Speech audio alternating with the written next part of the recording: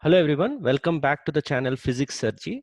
Today we are here with a problem from Pathfinder textbook from the topic of modern physics. This is a question on an idealized Leslie's cube. Right? Leslie's cubes are usually used to study the thermal radiation effects of bodies of different emissivities by painting different sides of a cube with different emissive materials. Okay, so the problem is an idealized version where they place a cube on a smooth floor and allow only one of the surfaces to radiate out. Okay, so here is the formal wording of that question from the textbook. Five faces of a homogeneous cube of mass m equal to 4 grams are painted in white. Okay, so this one is actually a reverse of what Leslie's cube is done. So you can see in the thumbnail, there 5 faces were painted black. So here 5 faces are painted white. They reflect all wavelengths. And one face in black absorbs as well as radiates the wavelengths. That's like a black body surface. And the cube is placed in vacuum in free space. Okay, so there's no floor or something like that at a very low temperature near absolute zero, right? So there is nothing falling on it, so only radiation goes out. Initially, when the cube is at rest, it is given Q is equal to 900 joules of heat. As it cools down due to the heat radiation, it starts moving slowly. Estimated terminal speed, assuming speed of light, is the usual 3 into 10 power 8 meter per second. So if you would like to try this challenge out, so take your time, pause the video here, and then follow the solution that I am going to present to you. Okay, so the concept involved in solving this problem is something which is slightly unfamiliar to the JEE aspirants because it's not there in their NCERT textbooks or for the JEE advanced syllabus. So it's a slightly new concept to them. It's called Lambert's cosine law, or the law that is used for estimating the radiations coming out from a Lambertian surfaces. Okay, so what it does tell us is if there is if you can see carefully in the diagram, there is a small dA area which is radiating out uh, energy in all directions. Okay, so what we deal with or assume in our JE syllabus is that radiation always comes in the perpendicular direction to that, but in fact here in this Lambertian emitter you will have radiations coming in different directions. Not just that, if you carefully observe, in the normal direction, if the radiation energy that is coming out is measured as I into the d capital omega refers to the solid angle and dA is the area of this particular emitter, then if you go to an angle theta away from that normal direction in this red direction, can you see for the same solid angle d omega, that dA multiplied for the emitter, you would see that emission intensity reduces by a cos theta factor. So that's why it's called Lambert's cosine law. So the expected radiation in the direction away from the normal theta varies as a cosine of the angle that you have gone. So in the direction which is exactly 90 degrees, this law assumes that there is no radiation coming out. So this is very important in order to understand the solution of this particular problem. Okay, so let's move ahead and try to use that concept. So I've written for the students who are usually in the pre-college, I've written some of the important aspects of the radiation pressure. So here, if you start from here, so if a particular beam of light containing photons of wavelength lambda is coming out, and the intensity of that particular radiation is nothing but n dot into hc by lambda. Hc by lambda is the packet of energy carried by single photon. Okay, right?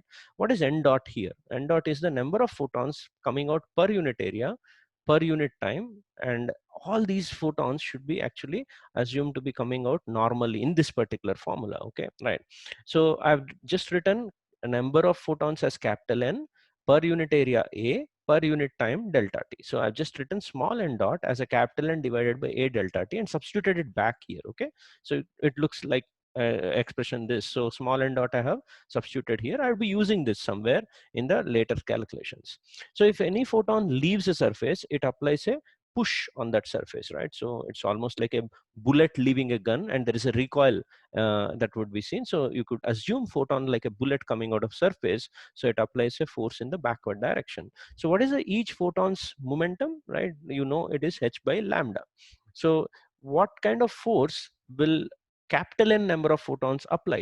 The amount of force that they'll apply is the momentum that they will leave with divided by the time duration. Okay, so capital N divided by delta t into h by lambda. Now these things I'll eliminate from this expression. So can you see N and h and lambda and delta t? If I leave it out, I can take a and c onto this side and write this as Ia by c. That means the force due to radiation normal to that particular area of the surface can be written in this manner. And that's why you have a famous expression that people will bring A onto this side and say I by C is the radiation pressure. Okay, so Ia by C I have written. Now assuming that all this radiation comes only normally to that cube's surface, right, only normally, then I would use an impulse momentum equation and say F into delta T is the impulse. Okay, so I multiply delta T also in onto this side and then divide by M. So impulse divided by mass would give me the terminal velocity, because initial velocity is anyway 0. Okay, now also what is the value of this I in the usual sense? The value of I would be all the heat energy that went out, right, q amount of energy that was given to it, all of it is lost in the into the atmosphere, right? So q divided by area divided by delta T. So using this I is q by a delta T and this expression, these two will boil down to becoming a q by mc. So this would be the terminal velocity had the radiation come out normal everywhere to the surface of the cube from whichever face that is radiating out. But there is a problem, as you have already seen in Lambert's cosine rule, all the radiation doesn't come out normally, and also in any direction which is away from the normal, the radiation is reduced. So two factors come into picture which reduces this answer. So I'll assume the fraction by which I have to multiply this answer to get the actual amount of terminal velocities, let's say F. So for the estimate of this F, I'll try to draw some diagram to calculate that stuff. Okay, so imagine this is your cube surface, okay, area, very small value that I have taken. So from this area, the radiation, if it had come out in the normal direction, let's say it involves a fraction of 1 unit. Okay, so this is 1 unit and this direction is the 0 unit direction. So the answer for this fraction F lies between averaging out this 1 to 0 because of the radiation coming out in any particular direction. So if I go back to the diagram here, so what I'm pretty much doing, I'll try to borrow it from here. Okay, so what I'm trying to do is I'm trying to consider what is the fraction that will be responsible for sending out the radiation in this strip or this area, right? You can think of an area on this, right, a strip here. So the area that accompanies this solid angle into this region, I'm trying to estimate. So this is the unit 1 direction and this is the unit 0 direction. So this is some fraction in between them. Okay, so this part of the diagram I'm borrowing here, so just try to concentrate. So this is the part of the diagram that I have taken. So in this region, the contribution would be related to, coming back to the diagram, so you could see I have to multiply it with the solid angle in that particular direction. So what is the value of that solid angle that I have here? The value of that solid angle subtended at this place would be simply the area of this entire strip divided by this distance square, right? Area of this strip, because this is already normal, right? So at this particular position. So in this scenario, you would end up having the value of this F, therefore, would be simply equal to integration of that 1 unit that I am supposed to distribute over that entire omega that I end up having. Okay, so what's the value of that? Area of this particular surface here, right?